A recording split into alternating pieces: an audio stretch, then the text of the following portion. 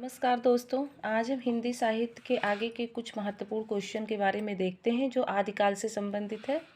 तो हम आगे का क्वेश्चन पढ़ते हैं। हिंदी साहित्य का प्रथम महाकाव्य कौन सा है? ए श्वकाचार, बी पृथ्वीराज रासो, सी पाहुड़ या डी भारेतोश्वर बाहुबली रास। तो आपका ऑप्शन बी सही है कि हिंदी साहित्य का प्रथम महाकाव्य पृथ्वीराज रासो है। दूसरा है, पृथ्वीराज रासो महाकाव्य के रचयिता हैं ए हेमचंद्र, बी चंद्रवरदाई, सी परमाल, डी अमीर खुसरो। तो पृथ्वीराज रासो महाकाव्य के रचयिता ऑप्शन बी चंद्रवरदाई हैं। ये देखिए टीजीटी 2009 में क्वेश्चन पूछा गया था। अब हम इसमें देखिए आपके केबीएस 2014 में भी यही क्वेश्चन पृथ्वीराज रासो के रचयिता, आपके पीजीटी 2016 में भी यही क्वेश्चन पृथ्वीराज रासो के कवि कौन है, और टीजीटी 2011 में पृथ्वीराज रासो के रचयिता का नाम। तो इस क्वेश्चन जो है ये कई बार पेपरों में ये क्वेश्चन पूछा गया है कई तरह से।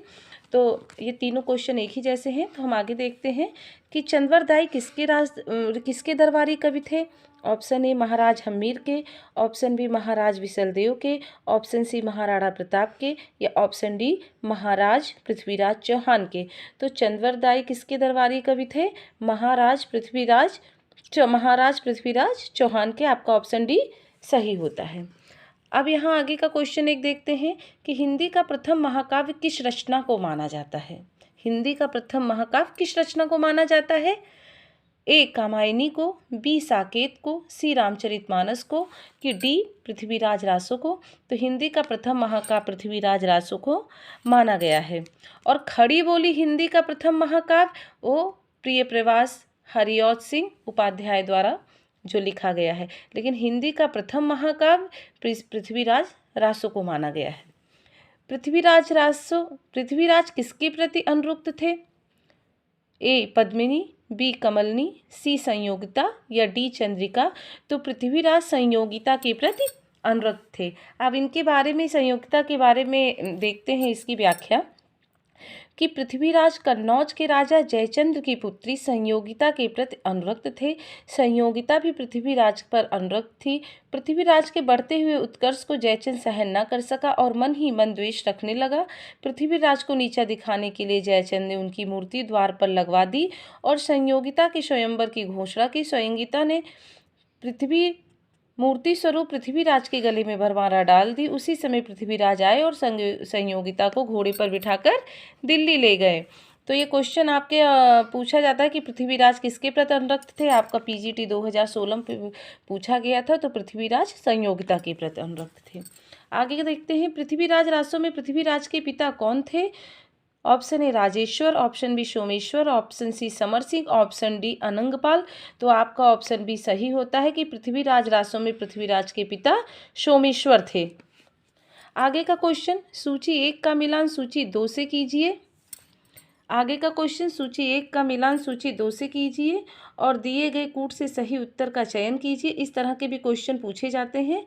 विशलदेव रासो, पृथ्वीराज रासो, परमार रासो, खुमान रासो, ये आपका दिया गया है और उसके रचयिता रचनाकार का नाम दिया गया है जो आपको मैचिंग करनी है यहाँ पे। तो विशलदेव रासो किसका है? नरपत नालाह का है। पृथ्वीराज रासो चंद्रवरदाई का है और परमार रासो जगनीक का है और खुमान रासो दलपत विजय का है। ये क्लियर हुआ आपका। अब 128 नंबर क्वेश्चन है कि खुमान रासो के रचयिता कौन है। तो खुमान रासो के रचयिता ए जगनीक हैं, बी नरपत नालाह हैं, सी चंद्रवरदाई हैं, कि डी दलपत विजय हैं। तो आपका ऑप्शन डी सही होता है कि खुमान रासो के रचयिता दलपत विजय हैं। अब देखिए खुमान रासो के रचयिता का नाम एक एनवीएस टीजीटी 2019 में पूछा गया था और आगे टीजीटी 2011 में भी सेम यही।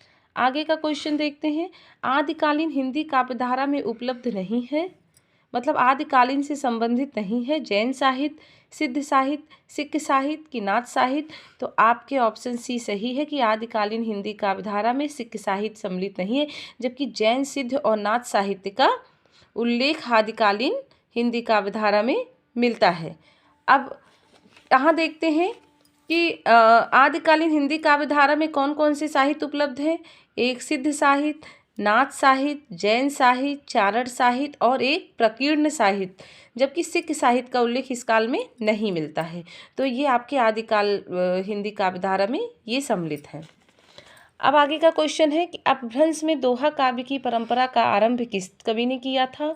ए हेमचंद, बी जोयेंदु, सी धनपाल या डी सोमनाथ। तो आपका ऑप्शन बी सही होता है कि अपभ्रंश में दोहा काव्य की परंपरा का आरंभ जोयेंदु ने किया था। अब यहाँ पे क्या कहते हैं, देखते हैं कि अपभ्रंश में दोहा काव्य की परंपरा का आरंभ आदिकालीन कवि जोयेंदु ने किया था। इनकी प्रमुख रचनाएं हैं योगसार तथा परमात्म प्रकाश। योगसार जहाँ आध्यात्मिक ग्रंथ है, योगसार भी आपका बहुत इंपॉर्टेंट है कि योगसार का आरंभ किसने किया था? तो जोयेंदु ने किया था।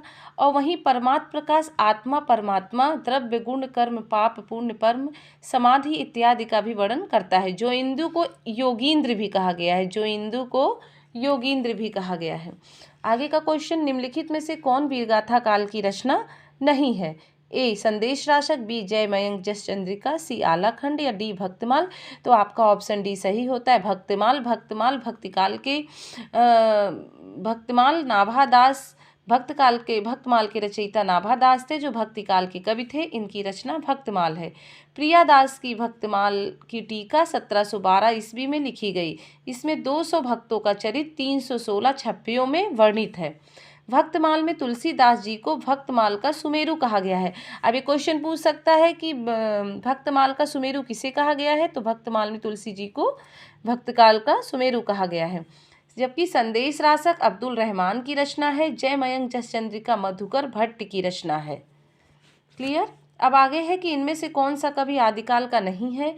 Option A Chandravardai, option B Jagnik, option C Nabhadas और ऑप्शन डी दलपत विजय। तो आपका ऑप्शन सी सही होता है कि आदिकाल का कवि नाभादास नहीं है, जब नाभादास भक्तिकाल के सगुण भक्ति काव्य धारा के कवि हैं, जबकि चंद्रवरदाई, जगनीक और दलपत विजय सब आदिकाल के कवि हैं। आगे का क्वेश्चन है कि इनमें से कौन सी रचना आदिकाल की है? ए सूरसागर, बी विद्यापति पदावली, सी बीजक या डी भ्रमर गीत। तो आपका ऑप्शन बी सही होता है कि विद्यापति पदावली आदिकाल की रचना है। बाकी सब सूरसागर, बीजक तथा भ्रमर गीत ये सब भक्तिकाल की रचनाएं हैं। आगे का क्वेश्चन, आदिकालीन साहित्य का प्रमुख रस है? ए शांत, बी हास्य, सी करुण या डी वीर। तो आपका ऑप्शन डी सही होता है कि आदिकालीन साहित्य का प्रमुख रस वीर है। आगे का क्वेश्चन, विद्यापति ने कुल कितने ग्रंथों की रचना की है? 10, 12, 16, 14। तो आपका ऑप्शन डी सही होता है कि विद्यापति ने कुल 14 ग्रंथों की रचना की है। आपका आगे का क्वेश्चन, विद्यापति के पद किस भाषा में रचित हैं? ऑप्शन ए पहाड़ी, बी मैथिली, सी अवधी या डी पिंगल। तो आपका ऑप्शन बी सही होता है कि विद्यापति के पद मैथिली भाषा में है। अब है दान वाक्यली के रचनाकार हैं विद्यापति, भूषण, जयदेव या पद्माकर। तो आपका ऑप्शन ए सही होता है कि दान वाक्यवली के रचनाकार विद्यापति हैं। विद्यापति किस भाषा के कवि थे? भोजपुरी, प्राकृति, ब्रज, मैथिली। तो विद्यापति मैथिली भाषा के कवि थे। देखिए DSSB PGT 2021 के क्वेश्चन है, पूछा गया है। विद्यापति की कौन सी रचना अभी तक संपादित होकर प्रकाशित नहीं हुई है? Option A Kirtilata, option B Kirtipataka, option सी पदावली, ऑप्शन डी इनमें से कोई नहीं। तो आपका ऑप्शन बी सही होता है कि कीर्त पताका विद्यापति की रचना अभी तक संपादित होकर प्रकाशित नहीं हुई है। आगे का क्वेश्चन, विद्यापति को कृष्ण भक्तों की परंपरा में न समझना चाहिए, इनमें से यह किसका कथन है? ए हजारी प्रसाद द्विवेदी, बी रामचंद्र शुक्ल, सी राम कुमार वर्मा और डी बच्चन सिंह। तो आपका ऑप्शन बी सही होता है कि रामचंद्र शुक्ल ने कहा था कि विद्यापति को कृष्ण भक्तों की परंपरा में नहीं समझना चाहिए। अब विद्यापति के संदर्भ में आचार्य शुक्ल ने और मान्यताएं दी हैं कि विद्यापति के पद अधिकतर श्रृंगार के ही हैं, जिनमें नायिका और नायक राधा कृष्ण हैं। जिस रचना के कारण विद्यापति मैथिली कोकिल कहलाए वही इनकी पदावली है। तीसरा है विद्यापति शैव थे, उन्होंने पदों की रचना श्रृंगार कवि की दृष्टि से की है, भक्त रूप में नहीं। और आगे रामचंद्र शुक्ल ने कहा है कि आध्यात्मिक रंग के चश्मे आजकल बहुत सस्ते हो गए हैं, उन्हें चढ़ाकर जैसे कुछ लोगों ने गीत गोविंद के पदों को आध्यात्मिक संकेत बताया है, वैसे ही विद्यापति के इन पदों को भी बताया है। तो ये आचार्य रामचंद्र शुक्ल ने विद्यापति के बारे में ये कथन कहा है। अब आगे का क्वेश्चन है कि विद्यापति इनमें से किस रचना के आधार पर मैथिल कोकिल कहलाए?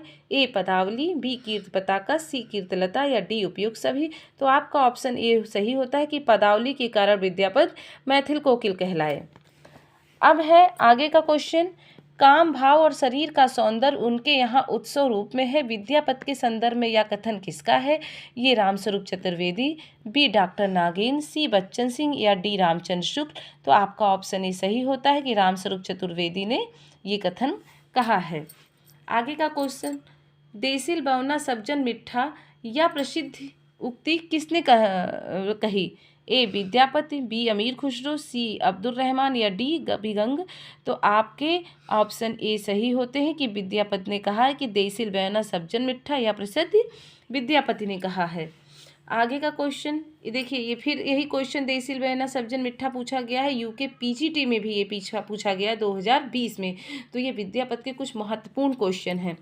अब इनमें से कौन सा कवि अभिनव जयदेव की उपाधि से विभुक्त है?